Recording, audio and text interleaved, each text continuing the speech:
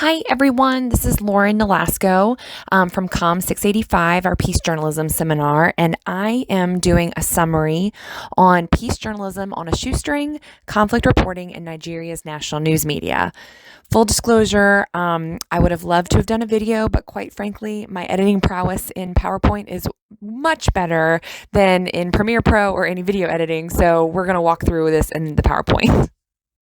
So just to give a little background about the study, it was completed in 2018 by two researchers, and hopefully I don't butcher these pronunciations too bad, Leila Demarest from Belgium and Arnhem Langer from Germany. So this was an international study, and they used a mixed method design, which was really one of the things that made me want to pick this one and learn more about because I understood their research design.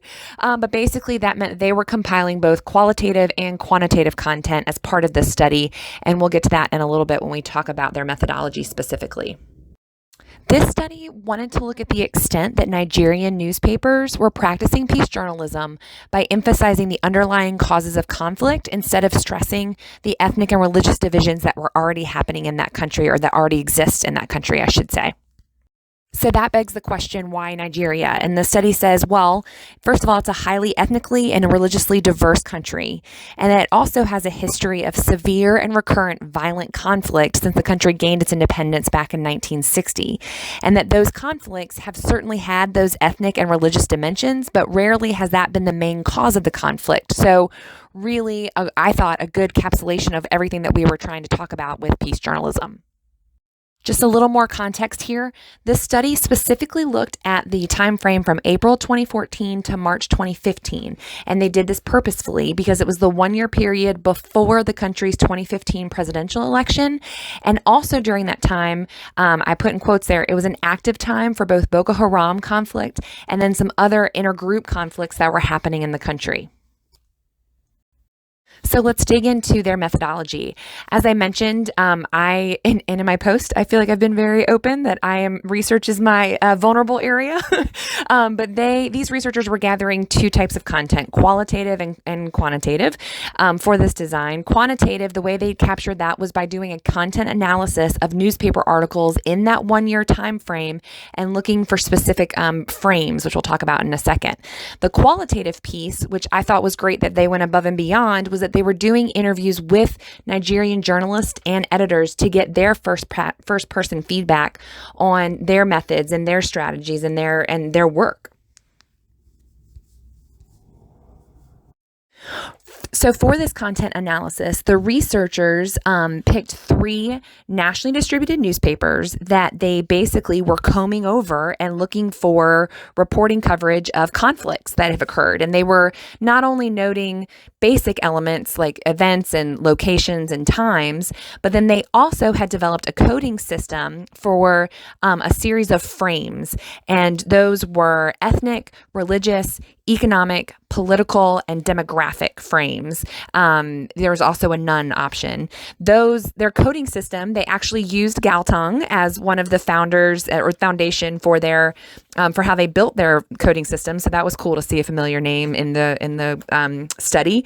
But they then had coders who, based off of yes or no questions, coded to see if these frames were present in the story or in the conflict reporting. Recognizing that you could have more than one of those frames, and depending on how the story is written, they also had they took that to the next level to say which of these frames is the most dominant in how this story is written or how this event is covered. And so they looked at 8,545 articles between these three newspapers, and from that analysis, they then broke down by number the type of event and then also the percentage of frames that were found in the coverage, and they found through that the ethnic or religious frames were rarely the dominant frame in this coverage, and that was a big takeaway from this content analysis. So then that went to their qualitative research, which were those interviews. They talked to 14 Nigerian editors and journalists for their research and got some interesting feedback. They felt, the reporters and the journalists felt like they were giving context and they were giving root causes to conflict in their article coverage. They also felt like they recognized that there is a lot of damage they could do by specifically mentioning ethnicity or religion as descriptors in their work. In fact, I wanted to read this quote verbatim, and this was from one of the journalists that they interviewed. It said, "People should be conscious of what they write. You must look at the implications. This could be inciting violence. Our job is to report, but our duty is also not to escalate violence. News must be reported as it is, but not inflame passions. We have a stake in the peace of the country." So one more time, going back to some of the takeaways from that interview, they also in these interviews found out that fourth bullet point, that there is a lack of staffing and training that goes with their journalist base. And those were some of the reasons why there wasn't a lot of deep dive, and that's my terminology, reporting in conflict, was just because they don't have the resources. So as a conclusion, the study found that there were few newspaper reports that actually detailed underlying roots or causes to conflict. So that was a negative. But on the positive side, the ethnic or political frames were also rarely used in conflict reporting. So really they found that, I think, to use my terminology, they were right straight down the middle with their reporting.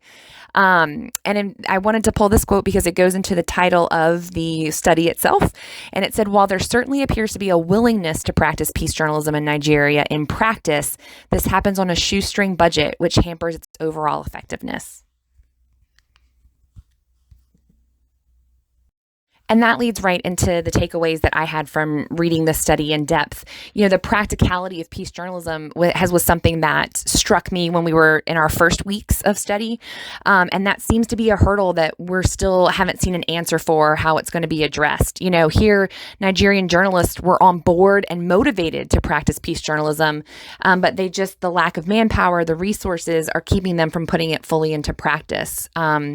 So that was really, to see that in black and white here was pretty impactful.